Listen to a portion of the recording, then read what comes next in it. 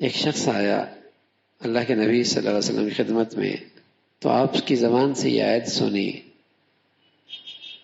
کہ جس شخص سے اللہ بھلائی چاہتے ہیں نا، جس شخص کے لیے اللہ بھلائی چاہتے ہیں تو اس کا سینہ ہدایت کے لیے کھول دیتے، اسلام کے لیے کھول دیتے.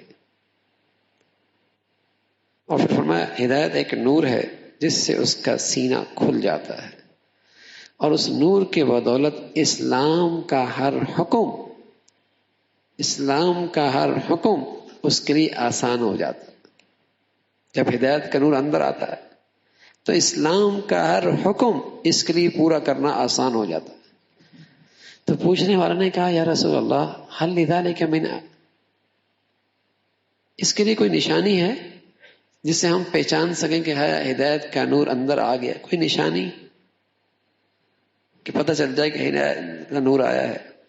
آپ علیہ الصلوۃ والسلام نے فرمایا ہاں ہے، التجافی عن دار الغرور والانابۃ الی دار الخلود والاستعداد للموت قبل نزول، او کما قال علیہ الصلوۃ والسلام. فرمایا اس کی نشانی یہ ہے کہ التجافی عن دار الغرور، کہ اس دھوکے کے گھر سے دل اچاہٹ ہو جائے.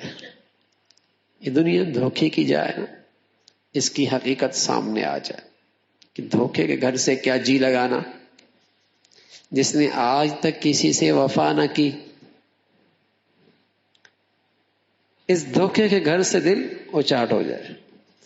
والانابۃ الی دار الخلود، اور جس وطن جانا ہے اور جس گھر جانا ہے اس کی تیاری میں لگ جائے. جیسے کرایہ دار مالک مکان کہہ دے نا کہ میاں آپ نے کچھ دنوں کے بعد یہ گھر خالی کرنا ہے اور اس کا اپنا گھر بن رہا ہے، تو بتائیے اب اس گھر کے اندر بھی توجہ دے گا کہ یا نئی ٹائل لگ جائے، ہاں نیا اے سی لگ جائے، نیا قالین لگ جائے، یا نیا فرنیچر لے کے آ جائے؟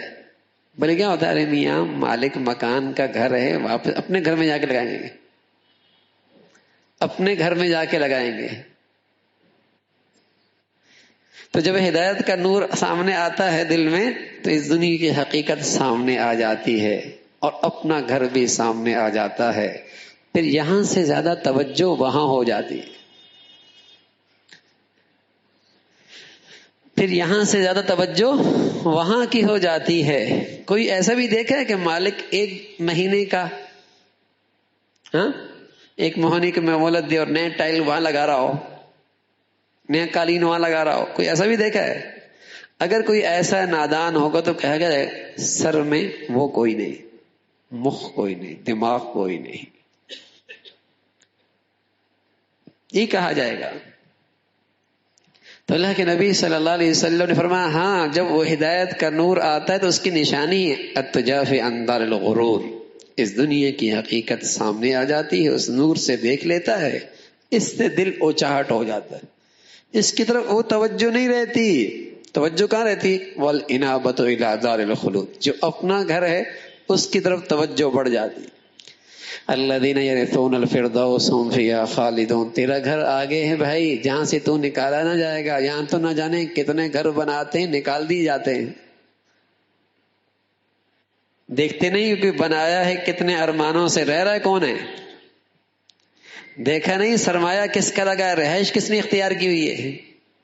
دیکھتے نہیں تجوریاں کس نے بھری ہیں، استعمال کون کر رہا ہے؟ فرمایا جب ہدایت کا نور آتا ہے التجافی عن دار الغرور، یہ دنیا کی حقیقت سامنے آ جاتی ہے اور اس کی طرف توجہ نہیں رہتی. والانابۃ الی دار الخلود، اور جو گھر ہے اس کا اپنا، اس کی طرف توجہ بڑھ جاتی ہے. والاستعداد للموت قبل نزول، اور اپنی جگہ جانے سے پہلے پہلے اس کی تیاری میں لگ جاتا ہے. اپنا گھر بن رہا ہوں، اب تک منتقل شفٹ نہیں ہوا، تیاری تو شروع ہو جاتی نا، تیاری شروع ہو جاتی ہے. والاستعداد للموت قبل النزول. ارے میرے عزیزو، یہ ہے ہدایت کا نور، اللہ ہمیں نصیب فرما دے. یہ ہے اس کی علامت. کہاں کھڑے ہیں دیکھ لیں، پھر مانگے اللہ سے ہدایت کا نور.